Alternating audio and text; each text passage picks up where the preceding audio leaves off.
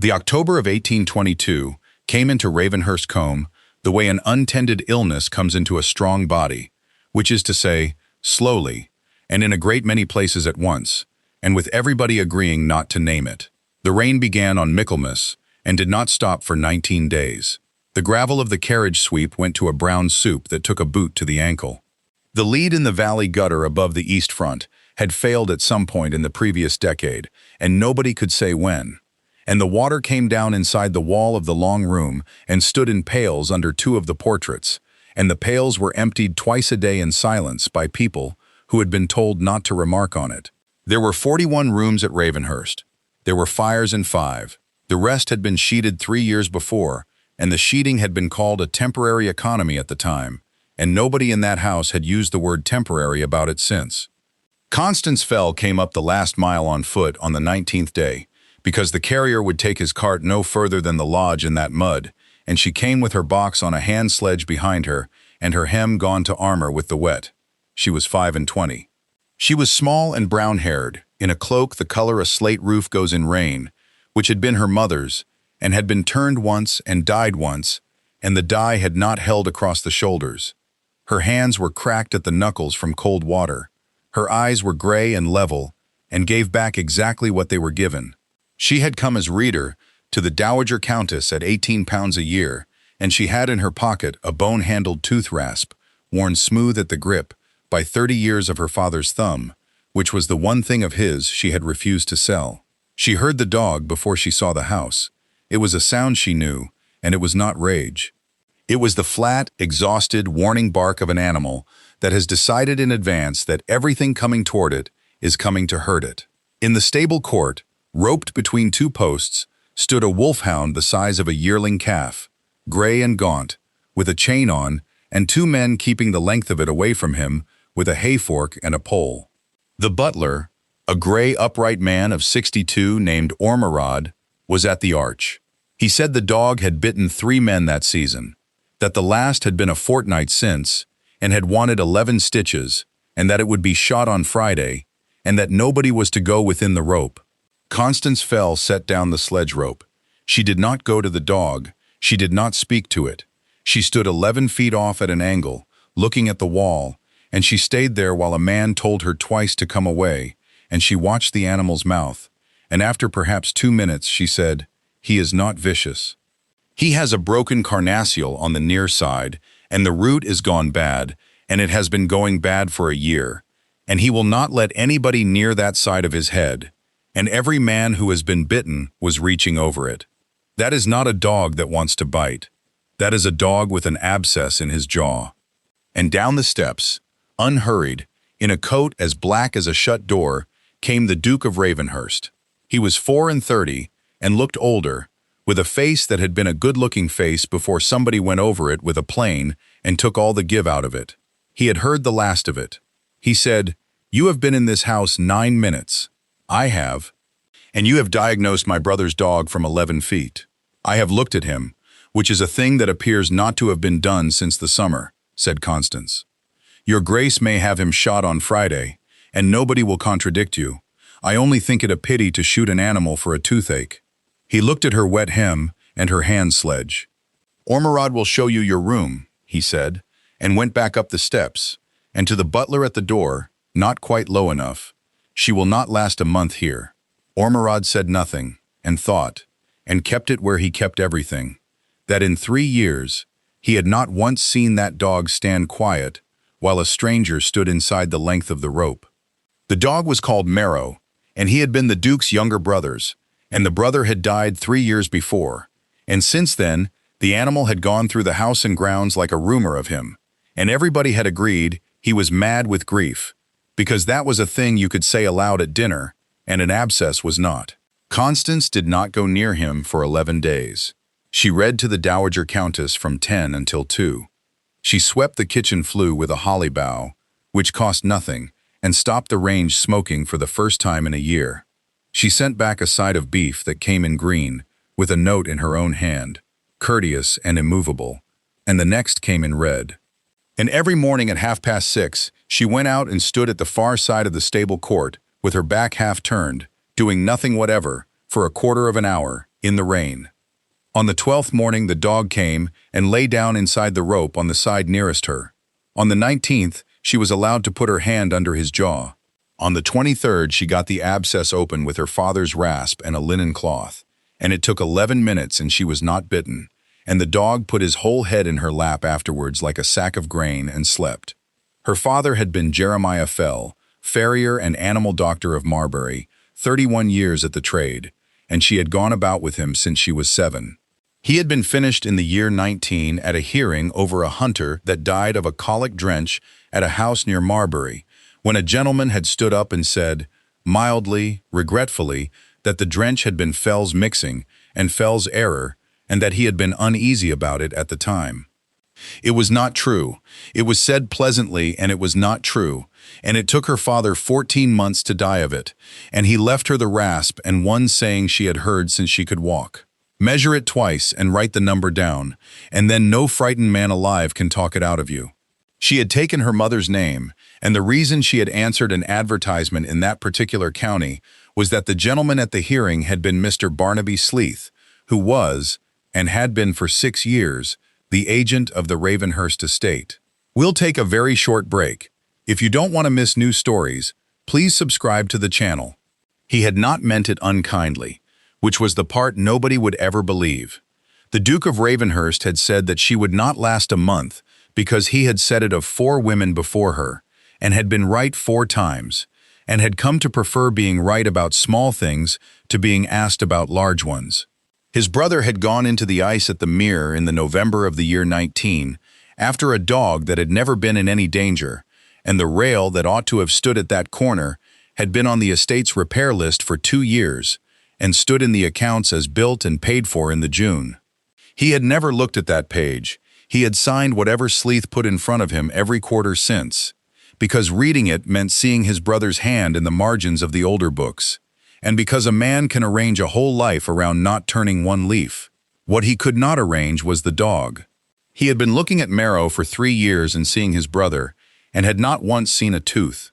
He came down to the stable court on the 24th morning and found the hound asleep with his head in a reader's lap, and the rope coiled on a post, and he stood in the arch for 1 second, 2, 3, and said nothing at all.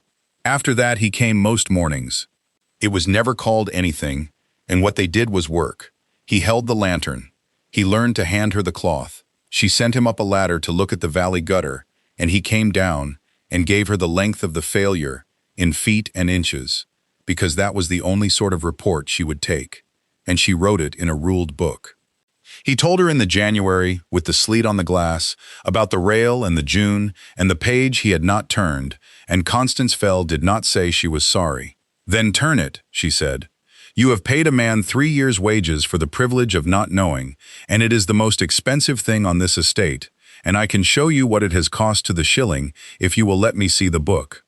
Something moved at the corner of his mouth. Not quite a smile. The almost. It was the Dowager Countess who made it official, in the way of old women, which is to say without asking anybody. She was 81, and had buried an earl and 2 sons, and sat by the one good fire, with a spine like a poker. In the February she put her hand flat on the page and said, Stop. What is in the book you write in at night? Numbers, my lady. Do not be modest. I loathe it above all the false virtues, and I have no time left. So Constance told her, the gutter, the pails, the 11 places, the dates. And the old woman said, Get it witnessed by somebody respectable before somebody makes you produce it. You are being looked at now, girl, and when a woman is looked at, the looking does not stop at the part she chose. Barnaby Sleeth came for the quarter in the last week of March. He was 50 and pink and pleasant, and smiled a great deal. It was the same muscle. He found her in the stable court, with the hound at her knee. Miss Fell, Jeremiah Fell's girl, come into this house under half a name, dosing his Grace's dog and keeping a book on his roof. He smiled. You will be asked what you are, my dear, and you will say a reader. And then somebody will observe that a woman with a grievance 6 years old has contrived a great deal of private access to a grieving man. The audit is on the 9th of May. Be gone before it, and there is nothing said at all. And Constance looked at the pink, pleasant face and saw the fear under it for half a second, and understood that he had not come about her father. He had come because a woman who could find an abscess in a jaw had been standing under his gutter with a rule. She had 6 weeks, and she used them at night, with the door bolted and one tallow candle, because a half-built case can be laughed away and a finished one cannot. She got from the plumber at Marbury, in his own hand, and signed that no lead work had been done at Ravenhurst since the year 16. She got the marks of 4 men who had carried tarred canvas onto that roof unpaid in the dry summer of 21. She got the timber merchant's tally against what the estate had been charged. She got the Marbury drench book of her father's own hand, which the apothecary had kept, showing what he had truly mixed for that hunter, and on what date, which was 3 days after the horse was already dead. And she got laid open on the stable court bench by the Duke himself, the account for the year 19, with £61 entered and paid in the June for the rail at the mere. She copied it all fair, twice, and checked her columns twice, and said the totals out loud in the empty room, because a number said out loud cannot be argued away by a frightened man. The audit sat in the long room on the 9th of May, 61 men at the tables, and the servants at the back, and the pails carried out for the day. Sleeth laid it out beautifully. He had a duty that gave him no pleasure. There was a woman in the household under a curtailed name. Her father had been found culpable in the matter of a valuable horse at Marbury. She had been physicking his Grace's dog without leave, and writing in a book about the fabric of a house she had no standing to survey. And he was very sorry, extremely sorry, and supposed nobody could be blamed but the woman, since it was in the nature of such people to get in where they could. 61 faces turned. Constance Fell stood up and found that the dread of a thing is nearly always larger than the thing. "Every word Mr. Sleeth has said is true," she said, and her voice went the length of that room without her lifting it. "My name is Constance Fell. My father was Jeremiah Fell, farrier of Marbury, and he was ruined at a hearing by that gentleman's opinion, and died of it 14 months after. And here is the Marbury apothecary's book in his own hand, showing that the drench he was blamed for was mixed 3 days after the animal was already in the ground. I came into this house under my mother's name and did not say why, and that was cowardice, and I do not defend it. And since I am to be looked at today, you shall have the rest of it. The East Valley gutter has not been touched since the year 16, and the plumber at Marbury has written it and signed it. And £440 stands charged for that roof in 6 years, and 4 men who carried canvas onto it unpaid have made their marks. And £61 stands entered and paid in this estate's book, in the June of the year 19, for the rail at the mere corner, and no rail was ever set, and the corner was bare in the November. Nobody said anything, because everybody in that room had been at the funeral, and Barnaby Sleeth laughed. It was small and pleasant, and it was the worst thing he could have done, and he knew it before it was out of his mouth, because no man laughs at a column of figures. And the Duke of Ravenhurst came the whole length of that room and stood beside her and said to the table, in the flattest voice in England, "The lady has my accounts because I gave them to her. In October, I said in this house that she would not last a month. She has been here 7, and in that time she has been the only person in it who looked at anything. Send for the plumber." What followed took until dark and was not lovely, and there was a night in June when the Duke stood with a pen and every intention of writing to 9 men who would have finished Sleeth by Michaelmas, and Constance put her hand flat on the paper. "Send him to the law, and not one letter," she said. "He can answer at the bench, where there are figures and witnesses, and a man may reply. But my father was finished by a pleasant remark with nothing behind it that could be weighed, and I will not begin that same thing over in the other direction and call it justice, because it happens to be my turn. And he did it because he was frightened of being poor, and I have been frightened of being poor for 6 years, and I did secret things about it too, and mine happened to be honest, and that is luck as much as virtue. So it went to the assizes, and Sleeth made restitution of about 1/3, and the Duke made up the rest out of his own pocket and counted it cheaply bought. The gutter was releaded in the July, and the long room was dry by the autumn. He wrote to the bench at Marbury over his own name and seal, laying the drench business before them entire. And in the October the finding against Jeremiah Fell was withdrawn as unfounded, and he had it printed in the Marbury paper and paid for it, and set the sheet on the stable court bench without a word. Constance read it twice, and went out and walked in the wet park for an hour by herself with the hound at her knee, and nobody followed her, which was the kindest thing done for her that year. He waited until every shilling was settled and her father's name was his own again, so that there should be nothing left between them that could be mistaken for a debt, and then he came to the stable court in the November with his sleeves already back. "There is nothing owing," he said. "My mother has offered you a place here for life, whatever you say to me, and has undertaken to outlive me if I make you uncomfortable in it. So I am asking a free woman." He turned the bone-handled rasp over in his hands. "I looked at that dog for 3 years and saw my brother. You looked at him for 2 minutes and saw a tooth. Will you marry me?"